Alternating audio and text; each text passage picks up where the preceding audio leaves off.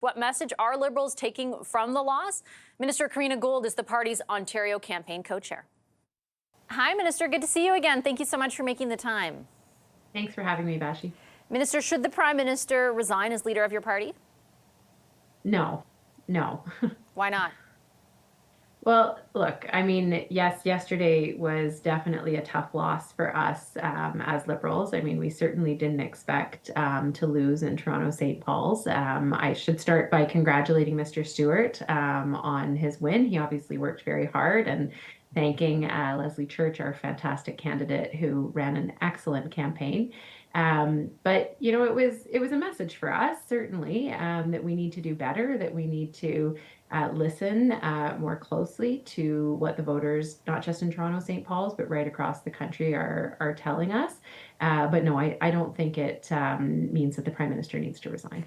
And I'll ask you about that message in a moment. But what we heard from people who were canvassing the riding is very specifically their criticism of the Prime Minister himself, that they might even agree with some of the policies that your government has put forward, but that they are uncomfortable with the Prime Minister in his position or as leader of your party.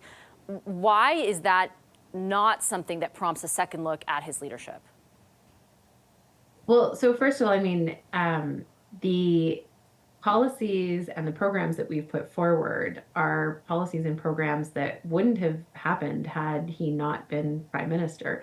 You know, a lot of this is his leadership in pushing these things forward. I obviously have a personal affection for childcare, having been the Minister of Families, but again, like that wouldn't have happened had Justin Trudeau not been Prime Minister. So it's hard to disentangle, I think, his role as leader of the party from what we've actually been able to achieve for Canadians.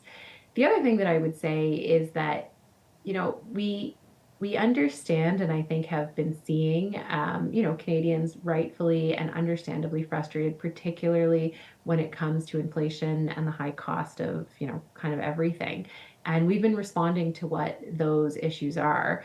But I think what the message from Toronto St. Paul's was in particular for us was that, you know, we need to do a better job of not just listening, but also showing Canadians that we are hearing them. I think that's a really important thing too.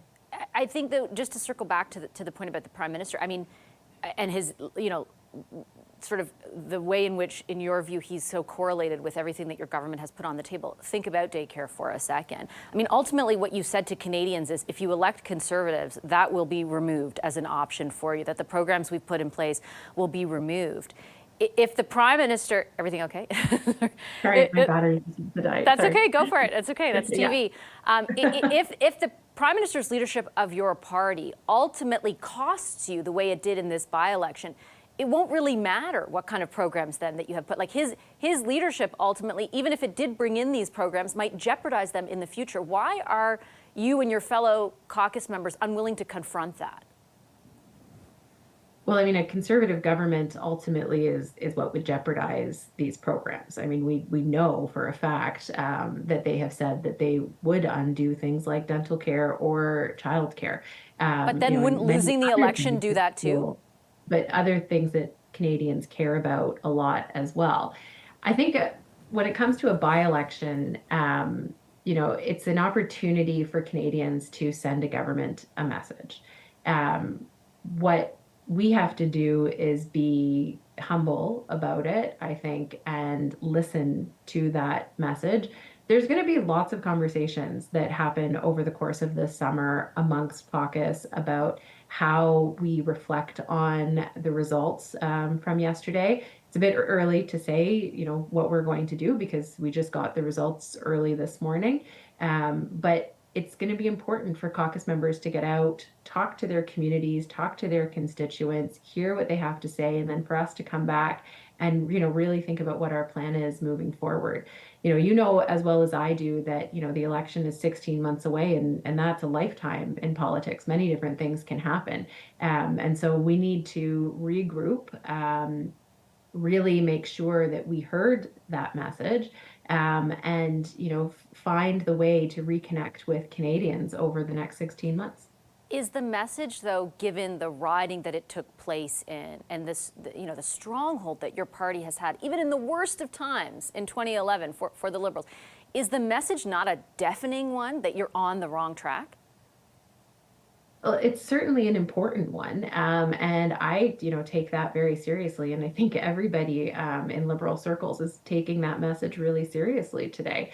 We didn't expect, if I'm being honest, to not hold that seat. We certainly thought we would, even if it was a tight race, and it was a tight race. I mean, the difference was, just over 500 votes, so that's a very tight race. But what it means is that, we've got to pay attention to what those 500 folks were talking about, and that are priorities for them. So there's a clear message in there that, we need to do better. We need to listen and hear Canadians, and we need to demonstrate that we're hearing them through the policies and the actions, and the messages that we're sharing back with Canadians. So, I take this very seriously, and there's going to be, lots of thinking and reflecting that's going to happen over the next, weeks and months. Does that mean, in particular, when it comes to addressing the affordability crisis or cost of living crisis, that your government will chart a different path, or more largely on the economy?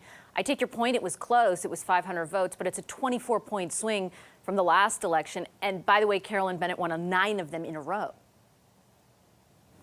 Well, I think so again, we still have to, parse through the results. It's again, not even 24 hours after we've gotten the results. So there's going to be lots of analysis that happens, and lots of thinking and lots of reflecting. I mean, I think, speaking certainly with the candidate herself, and, her experience will be really important for us to absorb and understand, what went wrong specifically in Toronto St. Paul's, but also, how we can learn those lessons across Toronto, across GTA, across Ontario, and across Canada, and make sure that those reflections are demonstrated in our actions moving forward. The Deputy Prime Minister yesterday, in advance of the votes being cast, said essentially that the Canadians in that riding had a choice between the Liberals and the alternative, which she characterized as cold, cruel, and small.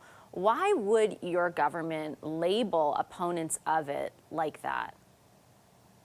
Well, I'm not going to speak for the Deputy Prime Minister, but what I can say is that I think there is a very stark difference between the vision that our government is putting forward for Canada and that of the Conservatives.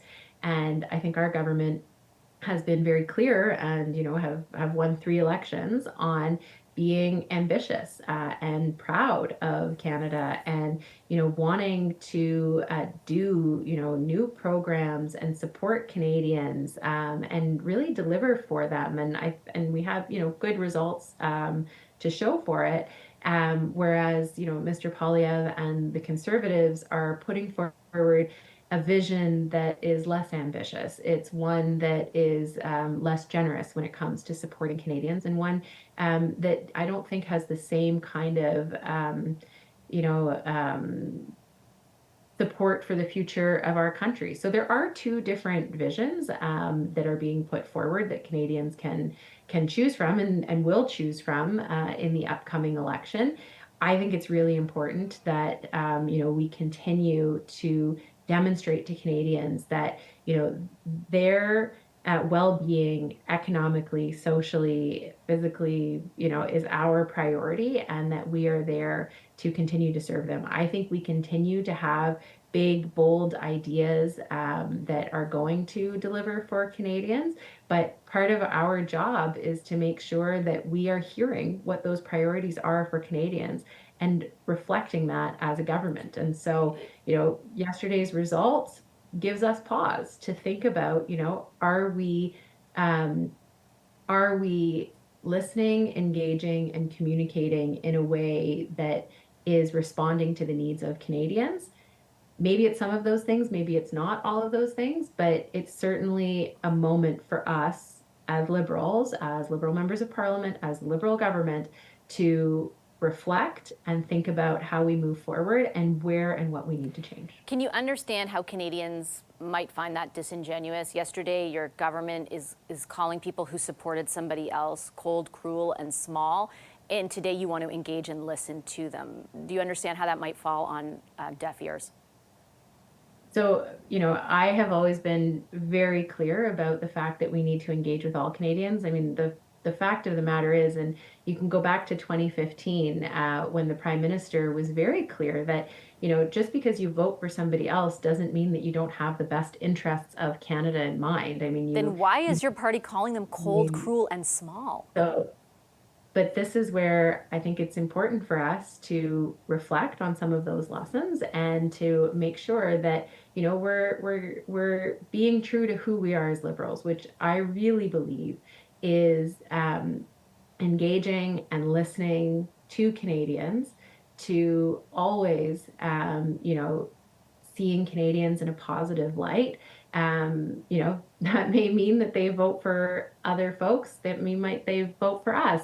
But at the end of the day, and one of the things that I've always admired about the Prime Minister is his trust in Canadians. And I have tremendous trust in Canadians to make, the best decision. And, at the end of the day, would I have liked to see a different result in Toronto, St. Paul's? Absolutely. Absolutely, I would have preferred for that have to remain Liberal. But this is a message for us, and it's now our job to listen to it and to change our behavior accordingly. So just to be clear, you don't believe people who voted for the Conservatives in this election are cold, cruel, or small? No, I do not believe that. I believe that Canadians make decisions based on, the best information that they have. And I genuinely believe that every Canadian is making a decision because they believe that they're doing it in the best interests of Canada. They just have a different idea of how to get there. Minister, I'll leave it on that note. I do appreciate you making the time for the conversation. Thank you so much.